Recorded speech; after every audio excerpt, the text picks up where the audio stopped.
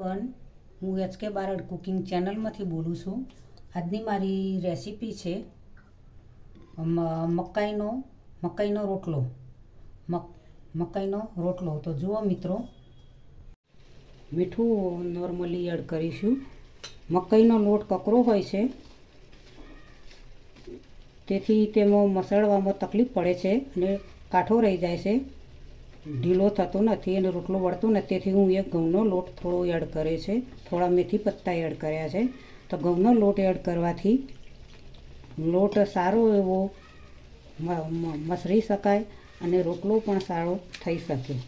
હવે આ રોટલો લોટ બાંધવા માટે જે આ હાથનો આ ભાગ છે તે ભાગથી લોટ બાંધવો.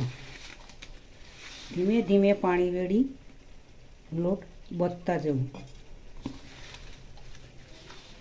આ લોટ બાંધવાથી લોટ કાઠો થાય છે. 5 મિનિટ લોટ બાંધવો તો જ રોટલો થઈ શકશે. ગામડામાં પણ લોકો મકાઈનો ઉપયોગ ઘણો કરતા હોય છે. એમાં સાબરકાંઠામાં મકાઈ વધારે વપરાતી હોય છે. મકાઈ ઠંડી પણ ખરી, ઉનાળામાં ખવાય, ચોમાસામાં પણ ખવાય.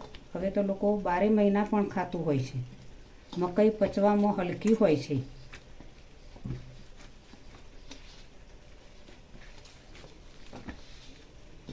મકાઈમાંથી અનેક વાનગીઓ બનતી હોય છે, રોટલા પણ બનતા હોય છે. લોકો ઘરેલું રોજિંદો ઉપયોગ કરતા હોય છે મકાઈના રોટલાનો. કેવો ગોળ મસ્ત થઈ ગયો છે. હવે તેને ધીમે ધીમે હાથ વડે એની કિનારને પાણી લગાવી ધીમે ધીમે આ રીતે વાળવું.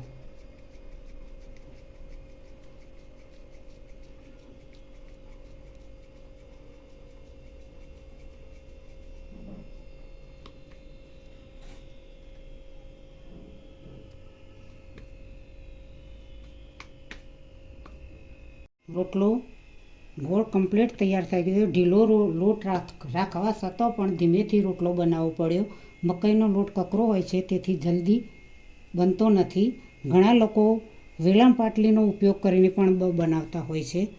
તો ના ફાવતું હોય તો વેલણ પાટલીનો ઉપયોગ કરવાનો, અને બનાવતા આવડતું હોય તો હાથ વડે આ રીતે ધીમે ધીમે રોટલો બનાવવો. હવે તવીમાં એડ કરીશું. માટીની તવી છે.